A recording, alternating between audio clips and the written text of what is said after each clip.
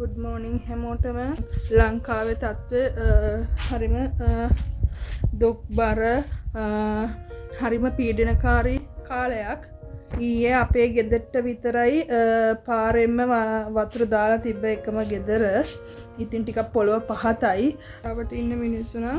අපිට කිසිම හේකින් ඇහුවේ නෑ මොකද වෙලා තියෙන්නේ කියලා ඇස් දෙකෙන් දැක මේ මිනිස්සු ගියා මමයි අම්මයි යස් කරනකොට ගෙදර හැබැයි අපි එහෙම නෑ නම් ගෙදර වතුර ඔක්කොම අයින් කරා අපි මේ තියෙන්නේ ගෙදර හැටි බිම තාම තියෙන වතුර බුදු පහන තියෙන තැන ඔක්කොම ටික ඒ ටිකට යන්න නොදී ඒ ටිකට ටිකක් දාලා තියෙනවා ඉතින් මේ මෙහෙම තමයි දැන් ගෙදර හැටි මේ හේ අස් කරන වෙලාවේ ඉතින්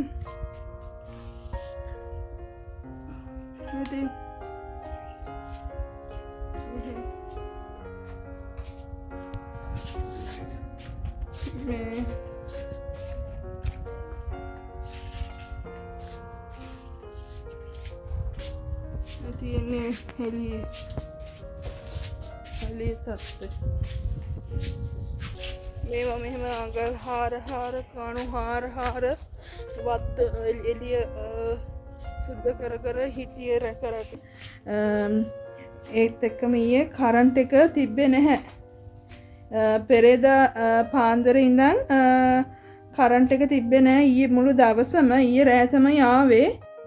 දැන් මේ අපේ ගෙදර මට වුණ තත්ත්වය නිසා අපිට වුණ තත්ත්වය නිසා මීට අවුරු 2016 ගම් වතුරක් ගැලුවා එතකොට ගාල්ල මාතර හරිය වගේ යට වෙලා ඒ වගේ මේ වගේ වෙලා තිබ්බා ඒ කාලෙදී මම ඉටිපන්දම් හදන කෙනෙක් විදිහට මං ගාව ඉටිපන්දම් ස්ටොක් එකක් තිබ්බා ඒ වෙලේ නිවුස් වලට කිව්වා බ්‍රේකින් නිවුස් වලට කිව්වා මෙහෙම තියනවා නම් ගේන්න ඒ ද්‍රව්‍ය කියලා මං ගාව තිබ්බේ ඉටිපන්දම් ටික විතරයි මට ඒ ටික සේල්ස් කරන්න තිබ්බා ඒත් මම ඒ ඉටිපන්දම් පැක් කරා මට හොඳට මතකයි එක පැක් එකක බකට් ඉටිපන්දම් කෑලි 6යි තිබ්බේ කොහොම හරි පැකට් 100කට වඩා